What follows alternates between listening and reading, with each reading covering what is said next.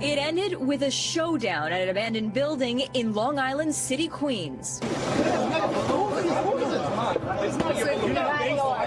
Exclusive video of guys who decided to scale a building, cut down the latest Banksy work, and, well, they must not have counted on the fans and the NYPD. Let go of it. Let go of it. I need you guys to go. You just stand back right now, all right?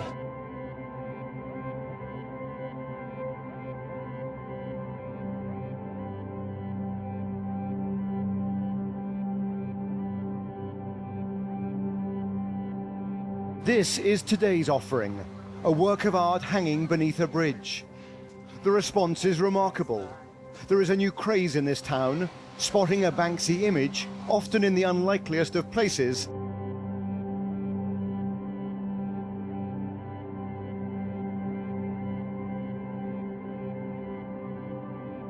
Graffiti does ruin people's property and is a sign of decay and loss of control. You running up to somebody's property or public property and defacing it is not my definition of art. New York may be the birthplace of graffiti art.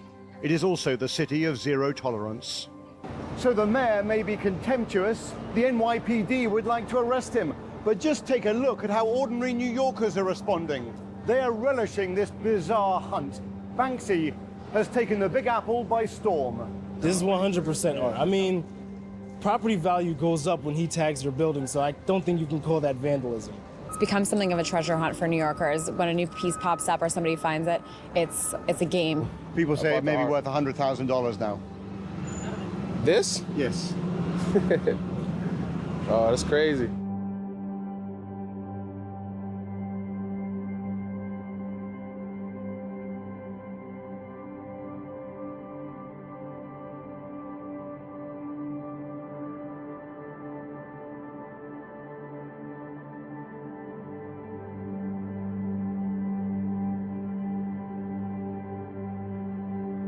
Take a good look at this photo from Banksy's website. There seems to be a person in the reflection. It could be anyone, of course, but could it be Banksy? Giving a clue to all of us. Well, we may never know, but what we do know, Banksy stirred up New Yorkers more than any artist in recent history.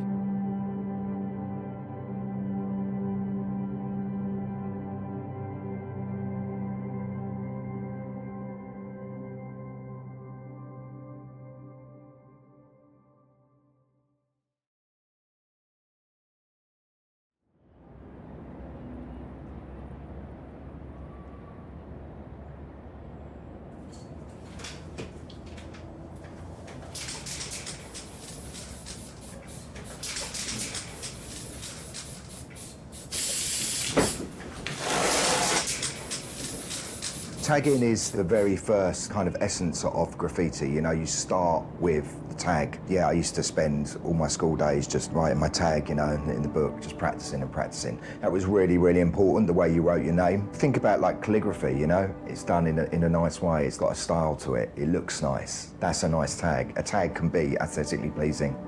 You know, now they all look the same. They're just no one, you know. It's kind of, I think it's just like lack of effort. I don't think people practice as much anymore. You know, back then you were judged on everything, so you had to practice. We were teenagers at the right time. We got lucky. People were drawn to this energetic subculture rather than being a reaction to what was going on. It existed in spite of. Me and my friends got into graffiti art through what is called the Graffiti Art Bible, which was basically a book called Subway Art. And it was the first images of all the subway trains that have been painted in New York.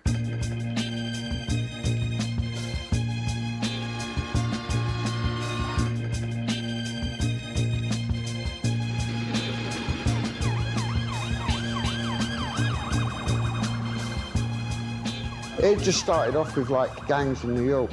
You know, New York was a really violent, bankrupt city at the time. Kids wanted a way to express themselves. People worked out that if you paint a train up in the Bronx, that train runs all the way down to Queens. So now you haven't got to travel all over New York. You just go to your local train yard and put your name on it, and then all of a sudden People in Queens that never come up to the Bronx see your tag and, you know, you start getting famous.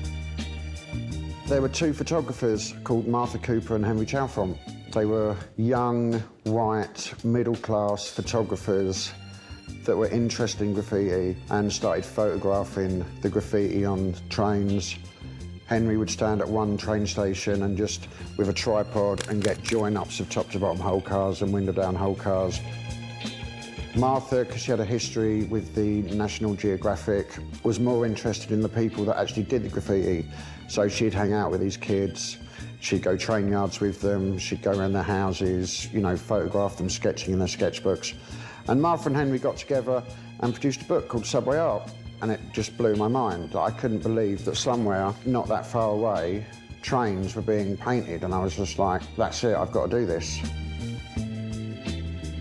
This is before the internet and emails and digital cameras. When we used to paint stuff, we'd take a photograph of, you know, what we painted, and then we'd go to Boots or Snappy Snaps, and we'd get like 5 lots done, and then you'd have friends like in America or around Europe, and you'd make them a little envelope of photos of stuff that you'd done, and you'd post them off, and then somebody in Munich would make a little, you know, black and white fanzine, and that's kind of like how word spread. And, you know, you got to know people that you'd never met through sticking photos in an envelope. We were like graffiti pen pals. I think it's the most disgusting thing that New York City has. This station was just recently painted a couple of weeks ago, and they seem to know when you're going to paint the station, and that night, the station will end up almost just like this. Graffiti in New York has become a deep-rooted social problem that has bubbled up from the underground to consume public buildings, road signs, bus shelters, and what's even more disturbing, people's homes. It's just a general and pervasive lack of consideration for other people. I think it's the bottom line. I think graffiti is... What? To you what? To us is art, you know? It's not a crime, but, you know, if the government give us some right to do it, we can make it look nice, you know what I'm saying? Look, like, for example, say you live in this building. Yeah, but... You don't live in this building. You're coming into your house, you're drawn into this guy's house. I'm talking Is that about... art? While the psychic cost of all this visual pollution is incalculable, it's been estimated that New York City and New York State have spent over $150 million cleaning up graffiti. It's like a dangerous sport, you know? There's that aspect to it where there's the risk of getting caught. You've got to be agile, especially getting in and out of a train yard is no mean feat. How dangerous was it? Running away from the police down tube tunnels at 9 o'clock at night with trains going past you, walking through tube tunnels in total darkness. It is 8 p.m. and the Transit Police Vandalism Squad deploys itself in an unprotected layup area, among dozens where 40% of New York's 6,000 subway cars are stored for the night. Evidence of past paint parties, called bombing, is everywhere. We are now right in the middle of 50 cars in the Morris Park layups. There are 3 police surveillance teams, 1 at either end, and 1 in the middle with us. The game has begun. Are you going up towards Pelham Park? I'm going down to Morris Park.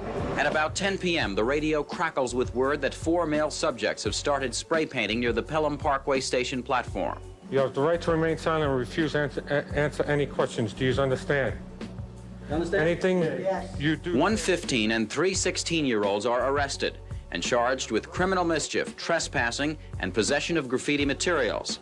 Convictions could bring jail sentences, but judges generally levy fines, order restitution, or sentence first-time offenders to a graffiti cleanup program. Sam, how long did it take you to do that? About 2 seconds.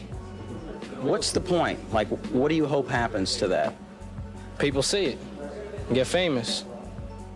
Sam tells us that in 2 years of writing, he's done countless tags and about 600 large outlines of his name called throw-ups. But tonight, as he sits chewing his towel, Sam is no longer so happy. What would it take to get you guys to stop writing? This. That's it for me. Once caught, less than 5% of writers are arrested again. But Police Sergeant Kenny Chuley says there are so many thousands of them, a crackdown here moves the problem elsewhere. They seem to be going away from the subway now to any part of it. So all the city departments are having a major problem with graffiti.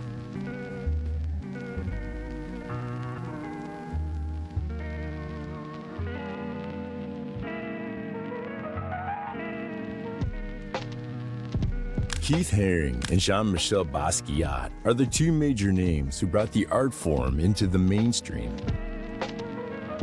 Haring found a thriving alternative art community developing outside the gallery and museum system, in the downtown streets, subways, clubs, and former dance halls. Here he became friends with fellow artists, as well as the musicians, performers, and graffiti writers that comprised the burgeoning art community. He stalks the New York City subways, waiting for his chance to strike. When the opportunity comes, he moves fast. He has to. Opportunity for Keith Haring is a blank advertising poster. Using a piece of chalk, the young man from Kutztown, Pennsylvania, draws a picture, a cartoon-like drawing, which he finishes in a minute or two, and then moves on. He may do as many as 30 such drawings in a day, all different, but all the same in certain ways. He puts them down here so that millions can see them, and millions do. You don't have to know anything about art to appreciate it. There aren't any hidden secrets or things that you're supposed to understand. The immediacy and directness of Haring's imagery and the iconic symbols he created to convey key human principles, peace, love, equality, and compassion, have become a universally recognized visual language. Keith Haring used art to open up the dialogue about social issues in our world.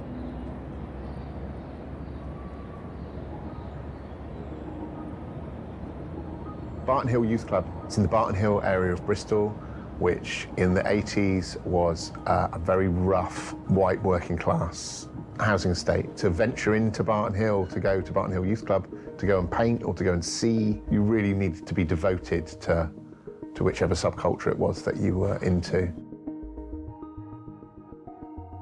It was just a building with an indoor basketball court and an outdoor five-side court with a low wall, too low for me to paint on now. It'd break my back. It was about, it was about 4.5 foot high all the way round. And amongst the youth workers there was a guy called John Nation, and John saw the potential in graffiti to be a force for good within the communities, to get young people, young men mostly, off the streets and doing something positive and being creative.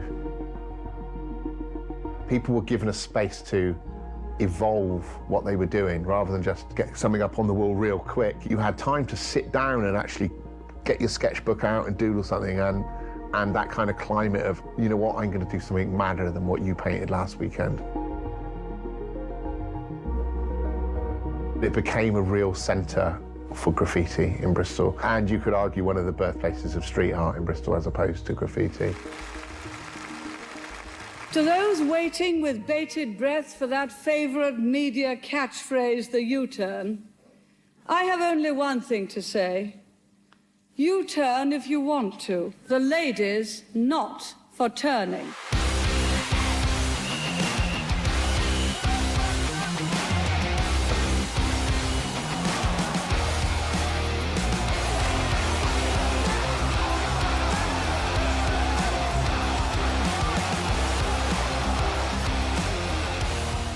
The United Kingdom went through seismic changes in the 1980s. Bristol felt the impact of Thatcherism, rising inflation, civil unrest, unemployment, economic turmoil, and closure of the coal mines. Protests against the conservative government policies eventually manifested itself in an alternative subculture that adopted New York hip-hop paired with the graffiti art form. Robert Del Naya, also known as 3D, spent time in New York during the early 80s, and on his return to Bristol, he brought the new graffiti art form to the city. 3D essentially was the first graffiti artist in Bristol, and I would argue one of the, if not the first, street artists in the UK, in as much as he started using stencils mixed with freehand. It's quite complex. There was a lot of people involved in bringing it over from New York. It kind of travelled across kind of Europe. Paris had a big scene early on. 3D, who you're talking about, he was Bristol-based. You didn't see his work in London, really. And we only saw his work in another book, which was called Spray Can Art. He was totally ahead of his time.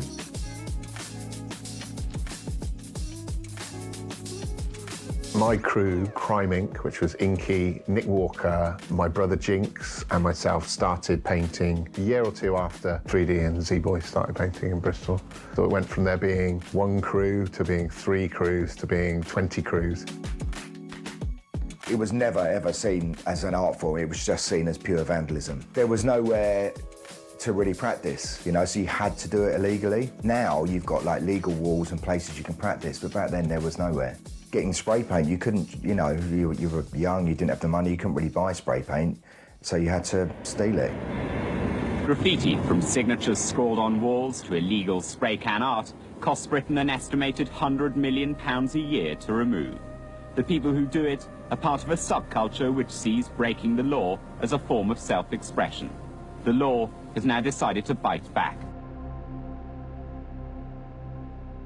Things came crashing down around us, unfortunately, and the heady days of everyone going nuts and painting everywhere and anywhere came abruptly to a halt with Operation Anderson, which was the name of the joint operation between Avon and Somerset Constabulary and the British Transport Police, who arrested 72 teenage graffiti writers simultaneously in Bristol, Exeter, Cardiff, Gloucester, really across the southwest.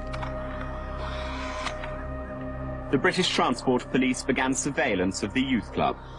5 officers worked for a year, photographing tags on illegal paintings and matching them up with murals at Barton Hill. It was the beginning of Operation Anderson. It's like chaos, isn't it? It's chaos. C-H-A-O-S, yeah. We know that. They specialised in fascist Britain, thrived on 3 strikes and you're out for young teenagers who had this real passion, this creative passion, to switch on the local news and to sit there with their mum and dad watching their possessions being burned by the police was really heartbreaking. And a lot of people took many, many years to recover from that, to get over it. As it happens, rave culture came along fairly soon afterwards, and a lot of people went off and lost themselves in that and kind of forgot about graffiti for a bit.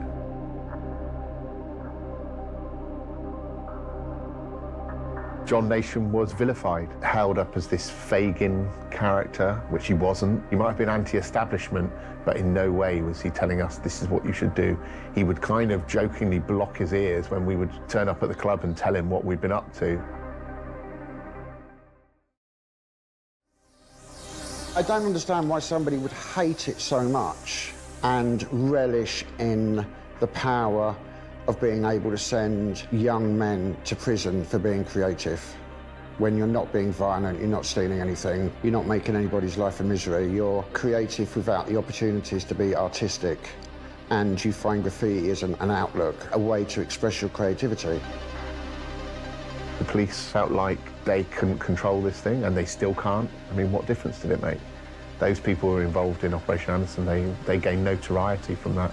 And I can guarantee you, I know for a fact that those really hardcore writers, graffiti writers, who got busted, were back out there.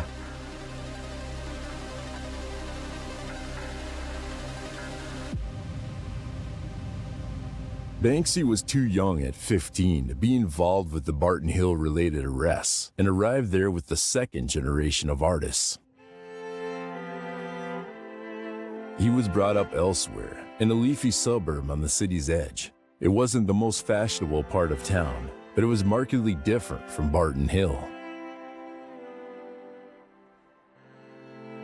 He never went to art college. He told an interviewer he studied at school but never made it any further. He only achieved an E in GCSE art.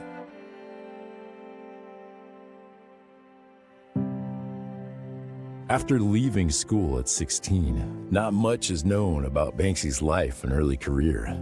He claims to have been politicized by events such as the poll tax demonstrations and the St. Paul's race riots in Bristol. I can remember my old man taking me down to see the Lloyd's Bank, what was left of it, after the 1980 St. Paul's riots. It's mad to see how the whole thing of having to do what you're told can be turned on its head, and how few people it takes to grab it back. At this time, he was experimenting with different name tags. Initially, he signed himself as Robin Banks, which then evolved into the shorter, less gangster tag of Banksy.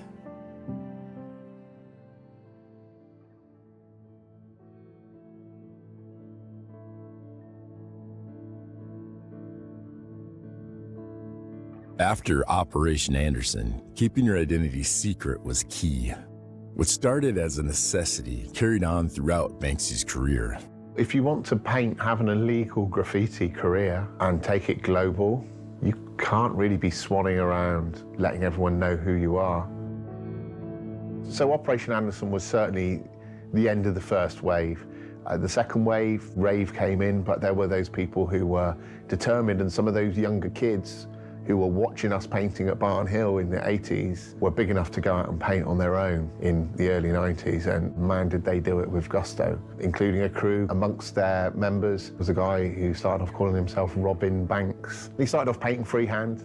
You know, was a youngster coming into a Kingswood-based crew, so they were sort of from the outskirts of Bristol, who the likes of Loki and Soccer and Cato and Tez and those guys who had been going to Barton Hill for a while. Some of them were a bit older and had been painting from the early days at Barton Hill, but it had that next generation energy. People were trying to outdo each other and breaking new spots, finding new places to paint, and painting these pieces that will be 1, 2, 3, 4, 5, 6, 7 pieces long with characters in between. You know, you'd have Banksy down one end, but Cato would be painting characters between every piece, and there was like a narrative in there. You know, they had speech bubbles, they had lives, they were, you know, it took it to another level. Banksy started using stencils fairly early on to incorporate them into his freehand stuff, just as another tool in his kit bag, if you like. There's a real kind of school of thought. Graffiti art has to be purely freehand, freestyle. No tools like stencils or anything. It has to just be completely natural. Graffiti writers were so narrow-minded. They just followed these self-imposed rules, and that went a long way to, you know, the stagnation of graffiti rather than the evolution of it. It's certainly easier to actually put your work up, because it's quicker, because obviously you've done all the work beforehand. But I wouldn't say it's easier, because you still have to cut the stencil out before, but it's easier when you're hitting the streets, you know, you can be a lot quicker. Graffiti's got to be illegal, it's got to be on trains. No, it hasn't, it can be on canvases in art galleries. You know, you're not selling out by turning graffiti or street art into a career and making money out of it. You're cutting yourself short if you feel that you can only do it in these, you know, on a train or on a wall, it has to be illegal, when, you know, if you're slightly talented, you've got an opportunity to do something and turn it into a career. I think a lot of people would consider the argument of stencils versus freehand as a dividing line between street art and graffiti. Graffiti is purely about your tag and getting your name out there, and it's typography based. The graffiti art that came over from New York, it's not political. Stencils are viewed as being a tool for street art because historically they were employed initially by the likes of Blek Lerat, who was coming out of Paris, having grown up in Paris in the 70s, with a background of the student uprisings of the late 60s. Stencils were used to make screen-printed posters very, very quickly and immediately.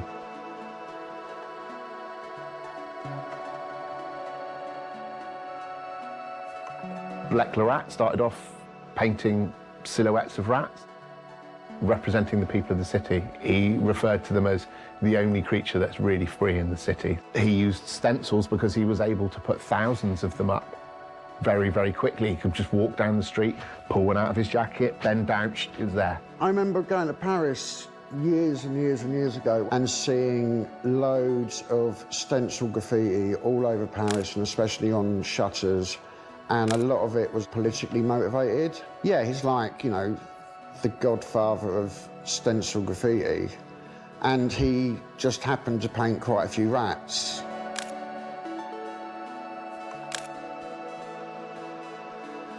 Let's not, you know, get away from the fact, you know, Banksy kind of copied the rat character. So, you know, of course, he's the biggest influence on Banksy's work.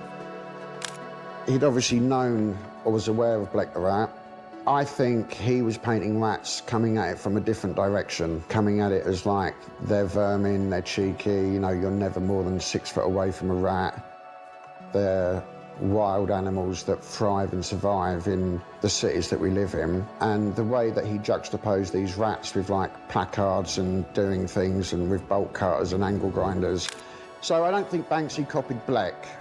They came at it from different angles. Blek found a lot of resurgent fame through Banksy referring to him as an influence. The two artists are almost always polite about each other. Every time I think I've painted something original, I find out that Blake Larotte has done it too, only 20 years earlier. The Mild West is one of the earliest Banksy murals located in Bristol. The image is of a teddy bear throwing a Molotov cocktail at the police. It was on the side of a solicitor's on Stokes Croft, which at the time was pretty rough, and it tapped into the socio-political climate of the day. This idea of a teddy bear throwing a Molotov cocktail, you juxtapose these two things. Teddy bear's cuddly, but you put a Molotov cocktail in this teddy's hand, and all of a sudden you've got something very different on your hands. It was freehand, yet it was painted in a stenciled style. So you look at the figures of the police, the way they're done in black and white, the monochrome of the face and the shadows of the eyes, looks like it's been stenciled. So you've got a firm of scaffolders, you say, will you put some scaffolding up here? You go down, you say how you want the scaffolding. Will you put some tarpaulin around it? There's 200 quid. I'll give you 300 quid when you come and take it down. So now you've got an enclosed space to paint something. You put on a fluorescent yellow jacket and a hard hat. You climb in the scaffolding, spend as long as you want painting. No one's going to say anything, no one can see you. Finish your painting, climb down, phone up the scaffolders, say we take the scaff down. Scaffolders come along, take the scaffold down. If anyone says anything, scaffolders just go, mate, we just put the scaffolding up and take it down. The Mild West was one of the last pieces Banksy did before leaving Bristol for London, and it is an excellent example of how his style was developing. Although this piece could easily be a stencil, it is in fact freehand, but it shows him already light years away from the traditional graffiti being painted all around him.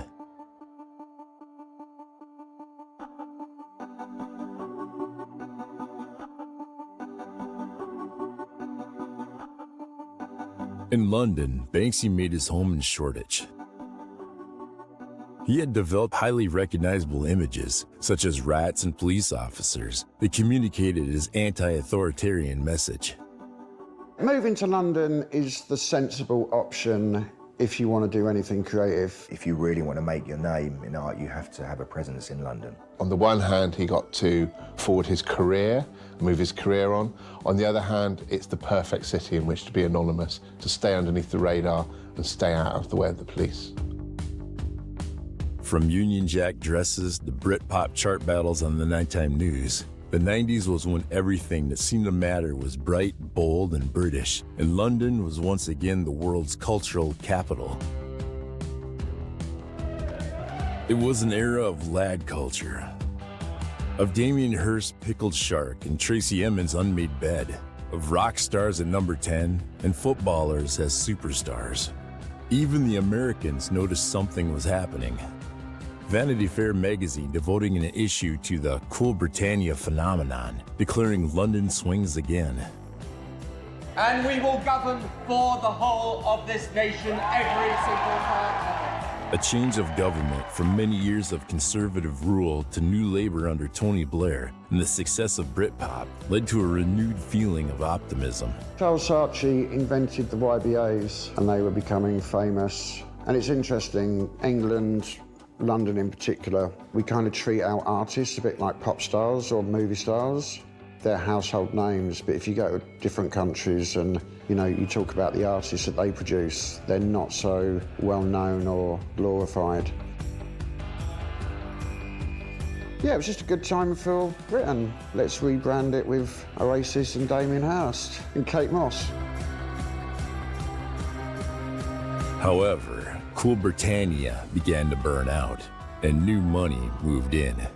Gallery art was glamorous and fashionable. Street art was the opposite of this, a popularist art form, powerful through the people, not the museums. Lucy and I had a birthday party at the Dragon Bar in Old Street, Shoreditch, and they had a big car park at the back that we used to put sound system in and have big parties, and I was there with some mates, and this guy came up and said, "Are you Iron? I'm Banksy." And I was like, "Oh, cool." And I was with like a load of graffiti writers that like instantly dismissed him as that stencil idiot. And I was like, I really like your stuff, I think it's interesting. And we swapped numbers and we started doing bits and bobs together. Obviously, at the beginning, there was quite a bit of resentment from the kind of graffiti old school fraternity, you know, like they were kind of, you know, what's this, who is this guy, you know what I mean? Why is he getting so much attention? We'd been doing stencils and painting stuff, and there was like a little collective of us growing, and people started emailing our websites and saying, oh, I saw this thing, you know, I'm really interested in buying one. And we didn't have a platform or anything to sell. I was always interested in the American screen print, gig, poster scene, where a band like the Beastie Boys or Nirvana or someone would tour and they'd do all these gigs across America, and they'd get an artist and a local screen printer and they'd print 50 posters, sell them at the concert, you know, just like merchandise. But I was always quite interested, and I used to collect quite a lot of that old stuff by Frank Kozak and Coop. There wasn't really anything like that happening in England. I just thought, you know, there's an opportunity here for us to do relatively good and cheap screen prints of the stuff that we paint in the streets and build a website and sell it. So Banksy set up Pictured on Walls. Originally it was run out of Sleaze Nation's office, and then slowly Pictured on Walls started using Sleaze Nation's accountant and Sleaze Nation's web developer and Sleaze Nation's something else. And we were using more of Sleaze Nation's staff than Sleaze Nation were. So we got an office across the road, moved in there, and decided that we'd do the screen printing ourselves. That way we could actually fly artists in from New York or wherever, you know, Portugal, and have them in the studio whilst we did the screen printing and make more one-off creative things and change colours through editions rather than doing everything via email. And we didn't have a screen printer and I didn't have a job, so I said, I'll do the printing. So I became Pictured on Walls screen printer. It was literally that simple. And we made loads of prints that we sold for 50 quid and are now £60,000 in Sotheby's. It's ridiculous.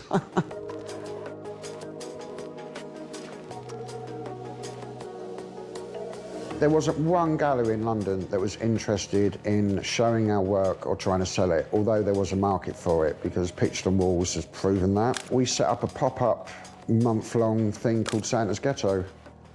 I think the first one was above the Dragon Bar, and it would have been me and Banksy and a few other artists. And Marcus, a drunk, well, ex-drunk and ex-drug addict friend of ours, with a big beard, really drunk, in the corner in a Father Christmas outfit. And then we did a few more every Christmas, and we'd literally get on a bike, cycle around Soho, find an empty shop, phone up the landlord and say, hey mate, can we rent your shop for 6 weeks? You know, we give you like £3,000, £4,000. And then we kind of like go in there and like, the shittier the shop, the better, and we just frame up a load of stuff, hang it on the walls, make a desk, get a till, and sell it. And it became really popular. Opening on the 18th of July 2003 and lasting only 3 days, Turf War was Banksy's first major exhibition where he displayed a variety of different techniques and styles. It marks the beginning of a string of important shows he put on over the next 2 years. I discouraged because, you know, you can't really be a graffiti writer and then go public. And it's like the two things don't quite go together now. Banksy fears not the critics, but the inspector from the RSPCA who's come to see if the animals are being maltreated. The farmer from Somerset who owns the animals has no qualms, but will the animal welfare man agree? The artist and the farmer have assured me that they've been painted using animal identification sprays, which is non-toxic, washes off very easily, so there's going to be no harm done, even if the animal licks itself. I've been showing cattle for about 14 years, and I just thought it was just something slightly bizarre, I suppose could be the word, on the same lines as exhibiting at agricultural shows, just thought it was something that little bit different. It's hard to make an entertaining picture at the best of times, but at least if you have something that kind of wanders around and licks its nose and urinates in front of you, then it's going to make the picture a bit more interesting, right? Turf War was the first time Banksy, I guess, along with Steve Lads, worked out that it didn't really have to count out the gallery system as such, and that there were plenty of empty spaces in London that were perfect for staging an exhibition. All we need is a big empty space. I think he was taking it more seriously than we were. We were just having a laugh. He's not stupid. You know, he had a plan. I think if he wasn't an artist, he would definitely have been a really good advertiser. So he probably paid somebody to chain themselves to the gate and pretend to be an animal protester because it made the newspapers the next day. Love is in the Air, also known as Flower Thrower or Lita, first appeared in 2003 as a large format stenciled graffiti in Jerusalem shortly after the construction of the West Bank Wall. So we went to Palestine, and one of the reasons I tagged along because I wanted to have a better understanding of the situation and what goes on there and why it's like, you know, one of the maddest places in the world. Me, Hugo and Banksy flew to Palestine. We'd shipped out a load of stuff because obviously you can't buy anything in Palestine. So we'd shipped out a load of spray paint that took about 3 months to get there. We kind of had some ideas for stuff. We had like a car and a massive old wooden ladder. And Wissam was with us, and we just went up to the wall and started painting something. And then finished that, got some photographs, and then drove another 10 miles down the road and started painting stuff. And there were a few times when we were painting the wall, like we were doing it all in the daytime, like we're supposed to be doing it. Like we're all a little bit older, we're not little kids, and we're all good at chatting to people and kind of getting away with things. So we're painting, and we bought a load of posters, like big billboard posters of like desert islands and other stuff. So we had like a vague idea of stuff that we were going to paint, but then we kind of like made up quite a lot of the stuff. Like once you actually get to the wall that you're going to paint, you kind of like get inspired by your surroundings and who's going to look at it. So, you know, we stayed in this hotel, and we were like the first people to stay in this hotel for like 3 years. But yeah, people were lovely. We were really well looked after. Like there were a couple of hairy times when we were painting, and Israeli soldiers, because they patrolled both sides of the wall. So they came up to us, and there was like 10 of them, and like 9 of them would stand like 20 yards away, all pointing their assault rifles at you. And one of them will come up and talk to you, and the moment you go like detonate your suicide vest, they'll just shoot you. So it's like, oh, really sorry, we didn't think we couldn't paint here. There was some graffiti up there, and we thought we'd do something, you know. But none of what we painted was political. It was all just like, you know, friendly and happy. So the soldiers were like, yeah, you can't do this. And we're like, oh, really sorry. Do you mind if we just finish? Like, we're going to be like 2 more minutes, and then we could get photos. And they were like, yeah, sweet, finish. And then, but if we see you around here again, we're going to arrest you. So then we just get in the car and drive like 20 miles up the road and do some more. So we did quite a lot of stuff over there, but we had like video cassettes and memory cards. And I think we'd ship them back to England because we were pretty certain we were going to get stopped. And then we literally got stopped in the taxi from the hotel to the airport and searched. And then when we got to the airport, before we'd driven in, we got stopped and searched again. And then when we got to the airport, we were whisked off into a different room and went through everything, our cameras, our laptops, our video cameras. Anyway, came back, Joe Brooks and Banksy made up a story, released photographs to the press, and it became a massive story. And then it became something political. It wasn't the fact that we painted something political, it was the fact that we'd been there and painted. You know, a famous artist had been to Palestine and painted stuff to raise awareness. So as soon as, you know, Banksy became really well known, it kind of propelled street art into the mainstream. It was a really good thing for us guys because we were trying to make a living from it, but there weren't kind of commercial gigs or anything like that. We had to do stuff like, we were doing a lot of youth work. We were doing like kind of graffiti workshops and stuff like that and really scraping by. All of a sudden, there was attention on everybody.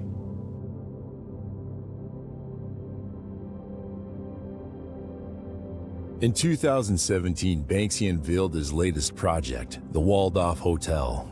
He said it has the worst view of any hotel in the world, while 10 of the rooms get just 25 minutes of direct sunlight a day.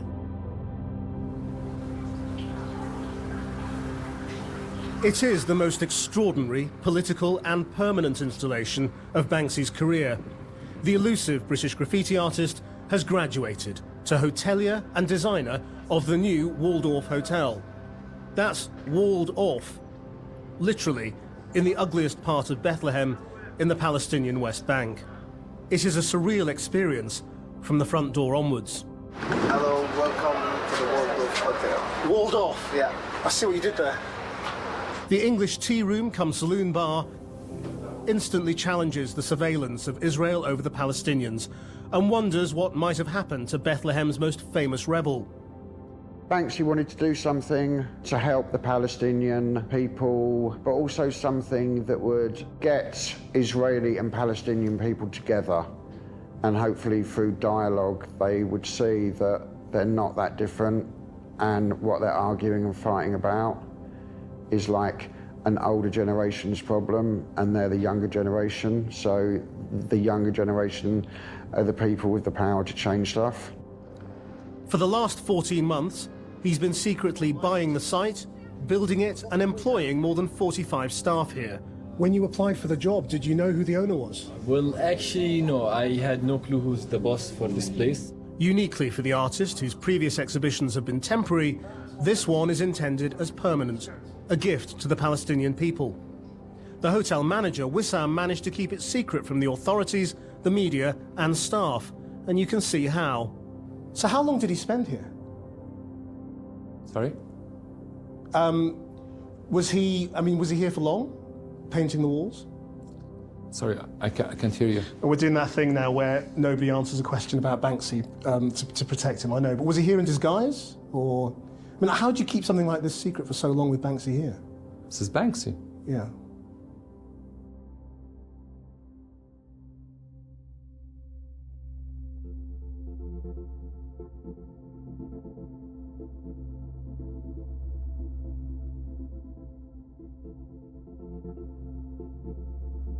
Between October 2003 and May 2005, Banksy walked into some of the most highly regarded and significant museums in London and New York to place some of his artworks.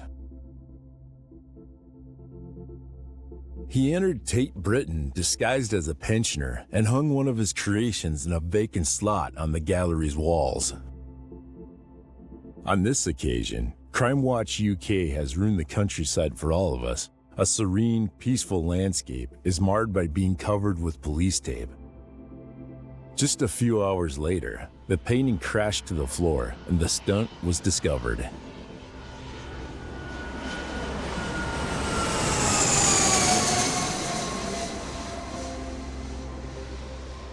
Barely Legal was Banksy's third major exhibition, held in a warehouse in Los Angeles on the weekend of September 16, 2006. And billed as a 3-day vandalized warehouse extravaganza.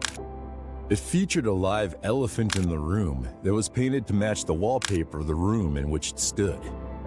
For me, what was more interesting were the opportunities that he took for public interventions whilst in the States, because again, it's a bigger space, more opportunity for anonymity, and the sneaking of the inflatable Guantanamo Bay prisoner into Disneyland is a really good example of that.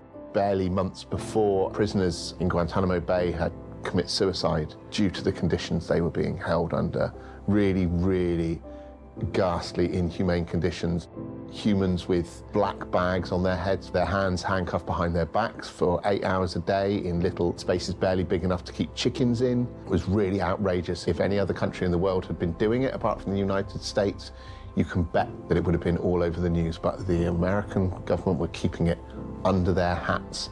So Banksy going into Disneyland and making a point in a funny and irreverent and audaciously illegal way was brilliant. And you know, the spotlight was on him. Barely Legal was all over the American media and all over the world media. Movie stars, including Brad Pitt and Angelina Jolie, clamored to see the first LA show after Christina Aguilera bought an original of Queen Victoria as a lesbian and 2 other prints for $25,000. An auction record for Banksy's work was achieved at Sotheby's in London in October 2006, when a set of paintings featuring the supermodel Kate Moss sold for £59,400. The 6 silkscreen prints, featuring the model painted in the style of Andy Warhol's Marilyn Monroe pictures, sold for 5 times their estimated price.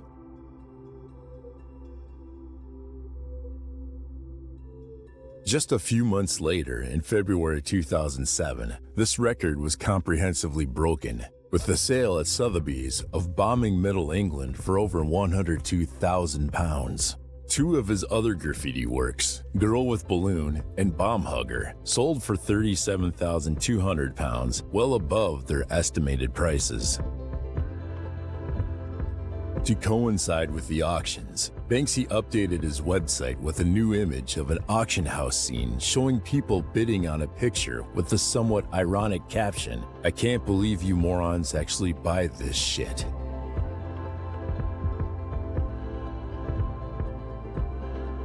Inevitably, with success and the prices of Banksy's work skyrocketing and really escalating, just getting bigger and bigger and bigger, sooner or later people were going to start making money off the back of it themselves, and not always through entirely legitimate means. Pest control is Banksy's way of authenticating his artwork, sending out certificates of authenticity to people that own or have bought his prints, because at the beginning we were selling prints for 50 quid. Now, we kept a good record of who bought them, but you know, we didn't send out a certificate of authenticity, we just rolled the print up, stuck it in a tube and posted it to you.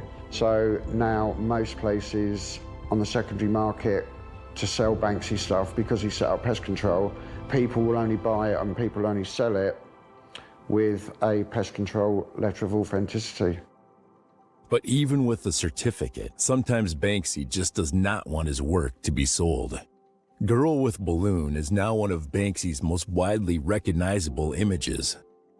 Initially, in 2002, it was a graffiti mural in Shoreditch. Then later that year at South Bank, it was accompanied with text that read, "There is always hope." It is often interpreted as the inevitable loss of childhood innocence.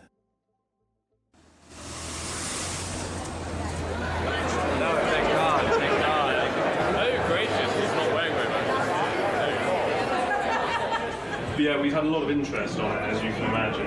It's, I think, by far the most asked about lot in the sale. Yeah, so the artist put the frame on as well. You get that quite often with Banksy, you know, he quite likes the romanticism. Auctions are really boring unless Vincent van Gogh sells a sunflower and it reaches record prices.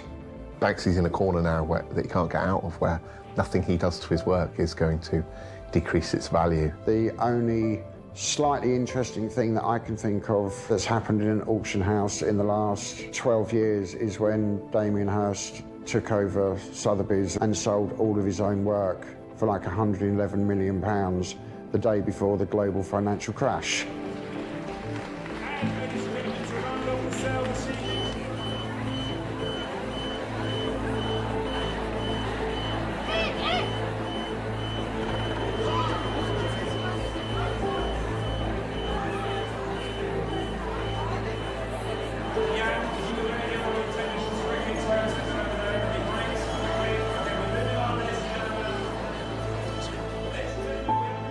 Well, I mean, it was one of kind of like anticipation. I mean, mainly because this was probably the most important Banksy that had come to market at that particular time in 2018. But little did we know, of course, that actually we were going to be the subject of a Banksy prank. That actually turned a lot of people who didn't like him, a lot of kind of old school graffiti artists were like, actually, that's cool. The shredding of Girl with Balloon at Sotheby's was the last chance Banksy had to win the battle with the secondary market. Sad to say, I think he lost, because all it did was multiply the value of the piece by 6 times, and whoever bought it. When they sell it again, you can believe it will go for even more. Seems there's nothing he can do to make the art world and the buyer's market, the super rich of this world, want his work any less. He's kind of stuck. He's sort of in this tower of his own design, you know? He sort of built this thing that he kind of can't get out of.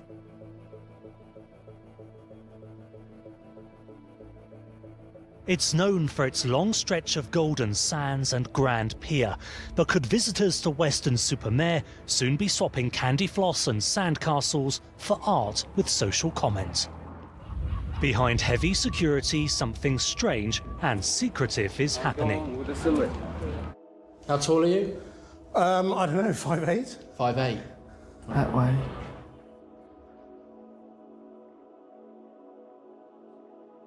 Any guns, grenades, or unicorns on you today? No? See. Over here, sir. Banksy says this is a different kind of family day out. Welcome to Dismaland. Enjoy. One, he says, that sends a more appropriate message to the next generation. Sorry, kids. Sorry about the lack of meaningful jobs, global injustice, and Channel 5. Dismaland was a bit different. If you grew up in Bristol, you went to Weston-super-Mare as a kid. And if you're really lucky, you got to go in the Tropicana, which was the multi-pool swimming pool complex, which Banksy chose as the venue for Dismaland. The idea of it being that it was a dystopian theme park in the ruins of capitalism. So it was the anti-Disneyland. He got a load of artists and musicians that he admired and wanted to help and promote. That's the way to do it! That's the way to do it! A lovely bit of fun! A lovely little slapstick! That's the way it's done! Banksy sent me an email and he said, would you write us a modern Punch and Judy show? And having been the victim of domestic violence for quite a long time, I thought, yeah, I can really get behind that, because it's so weird and odd that British children are raised on the sight of this comic character beating up his wife, and then you're meant to applaud and think it's a wonderful thing. A step away from street art, this is Banksy's graffiti rendered into 3D. I buy one, with some of his traditional themes and some new and shocking ones. So the refugee crisis off the shores of Europe becomes the subject of the remote-controlled motorboats. And what was different about it mainly was that it was Banksy as curator. So he's bringing work by other artists together in a single space to make similar points. The space itself, the venue, was almost a work of art in itself. There's lots of elements to Banksy's success. There's a story behind the artist. He's very good at promoting himself and his artwork. When he met me, it was like, hi, I'm Banksy, you know, and he's probably done the same thing to Damien Hirst and, you know, other artists. So it's like, there's that, oh, I know who Banksy is and no one else knows. And he still paints stuff on the street. You know, even though people angle grind it out and sell it for millions, you know, he still puts stuff on the street. It's never just the painting, it's always the painting and something else.